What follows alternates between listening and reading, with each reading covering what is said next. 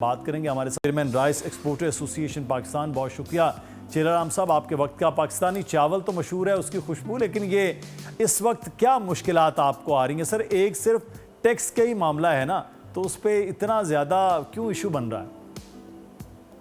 जी जनाब, खाली टैक्स का मैटर नहीं कह रहा हूँ मैं मिनिमम एक्सपोर्ट प्राइस की बात कर रहा हूँ जो सिर्फ राइस पे लागू की गई है। अच्छा। हालांकि हम चाहते हैं इस मुल्क में हर सेक्टर पे एमईपी होनी चाहिए ताकि कोई भी बंदा जो है वो अंडर इनवाइस नहीं कर सके। मगर वाई ओनली राइस सेक्टर पे? आपके दूसरे जितने भी सेक्टर हैं उन पे एमईपी लागू नहीं है।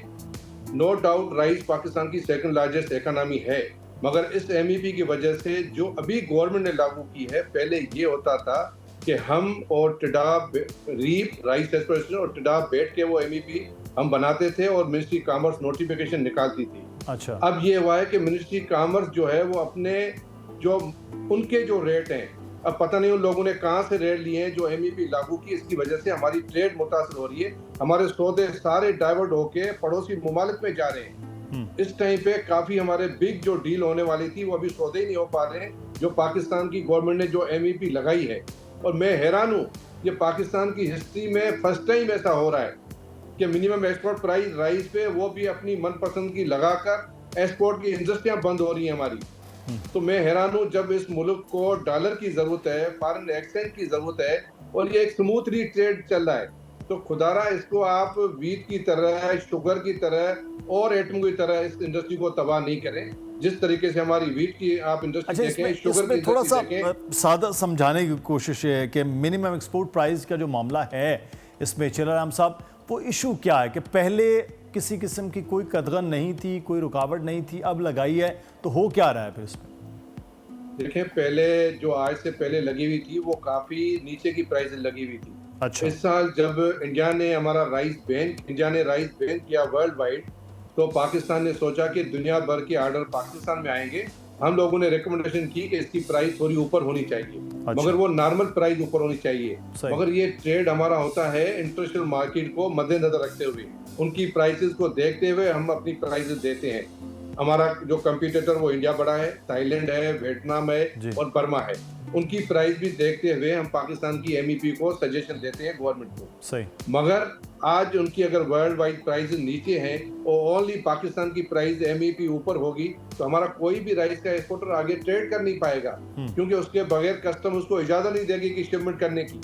तो इसी वजह से ट्रेड काफी मुतासर हमारी हो रही है पाकिस्तान की, और ये ऑर्डर सारे हमारे डाइवर्ट हो जाएंगे। अगर एक मरतबा जो कस्टमर है वो अगर हमारे से डाइवर्ट होकर कहीं और चला गया तो दोबारा उसके लिए आना बड़ा मुश्किल है हमारे पास। तो आपकी बातचीत चेलाराम साहब हुई है मुतल्लिका महकमे से लोगों से कि इस चीज़ों को कम अज़ कम फौरी हल किया जाए? क्योंकि ये तो फिर अगर एक दफ़ा आया कस्टमर गया तो फिर तो पाकिस्तान की जितना भी खुशबूदार चावल क्यों ना हो, फिर कस्टमर तो नहीं आ सकता। तो आपकी कोई बातचीत हुई है इस पर? जी आयर अथॉरिटी से मेरी, हमारे जो कॉमर्स के मिनिस्टर हैं जनाब साले फारूकी साहब से मेरी बात हुई है, उनके डीजी से, उनके डिपार्टमेंट से।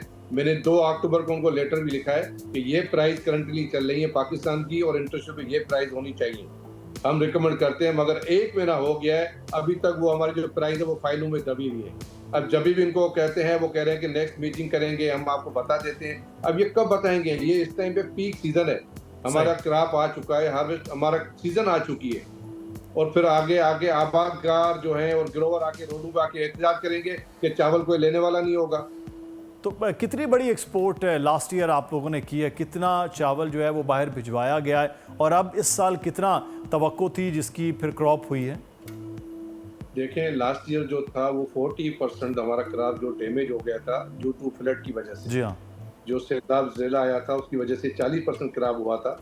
तो उसके बाद भी हमने 3.7 मिलियन टन की हमारी एक्सपोर्ट हुई थी। अराउंड $2.2 बिलियन की हमने लास्ट ईयर एक्सपोर्ट की थी। मगर इस साल क्रॉप बड़ा बम्पर है और बहुत अच्छा क्रॉप है, गुड साइज है क्रॉप की। आई होप इस टाइम हम 5 मिलियन टन राइस एक्सपोर्ट भी करेंगे, और जो हमारी $2.1 बिलियन की लास्ट ईयर एक्सपोर्ट थी, इसको हम क्रॉस करके 3 बिलियन का टारगेट हमने रखा है। तो होपफुल हम अचीव करना चाहते हैं, मगर अगर ऐसी डिफिकल्ट अगर गवर्नमेंट ने लाई तो ये टारगेट हम अचीव नहीं कर पाएंगे। और फिर लोग बार्डरी रास्ते इख्तियार करते हैं जाके यहाँ से वहाँ से माल निकालने की। तो खुदारा इसको स्मूथली एक सॉफ्ट रास्ता बनाएं ताकि कभी भी एक्सपोर्ट हमारी मुतासर नहीं हुई है। ये पहली मरतबा है हमारी एक्सपोर्ट अभी मुतासर हो रही है। सही। तो चेलाराम साहब, आखिर में ये बताइए कौन सी मार्केट है और कितनी बड़ी मार्केट पाकिस्तान मजीद फैला सकता है इस चावल के हवाले से? देखें, पाकिस्तान का राइस दुनिया भर में पसंद किया जाता है। हमने बासमती सेक्टर में हर मुल्क को बीट कर लिया है। इवन हमारा इंडिया मुल्क है, इंडिया जो बासमती था, फेमस था, आज पाकिस्तानी राइस $100 ऊपर उससे हम बेच रहे हैं मार्केट में। पाकिस्तानी बिरयानी दुनिया भर में फेमस हो चुकी है पाकिस्तानी ओरिजिन के नाम पे। पहले क्या होता था कि यहाँ से चावल जाता था दुबई और वहां से बैग चेंज होके किसी और ओरिजिन के नाम पे बिकता था।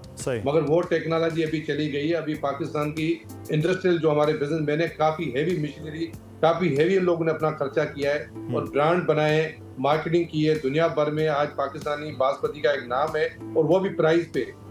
इवन दुनिया भर में मार्केट हमारे पास है। इवन हमारी जो लॉन्ग ग्रेन की मार्केट है, इस टाइम पे हमारी मैक्सिको जो रशिया की मार्केट पिछले 6 साल से बंद थी, वो हमारी ओपन होने जा रही है। चाइना मार्केट में है, मलेशिया है, इंडोनेशिया है। फार ईस्ट पूरा पाकिस्तान को राइस को लाइक करता है और वो भी प्रीमियम पे देने के लिए $50 ऊपर हमको प्राइस मिलते हैं। लेकिन इस वक्त जो है वो मिनिमम एक्सपोर्ट प्राइस का जो मामला है उसका हल होना बड़ा ज़रूरी है, क्योंकि पाकिस्तान की अगर इतनी ज़बरदस्त किस्म की एक्सपोर्ट एक चल रही है, उसके लिए हुकूमत को फौरी तवज्जो देने की ज़रूरत है। बहुत शुक्रिया चेलाराम केवलानी साहब हमारे साथ मौजूद थे।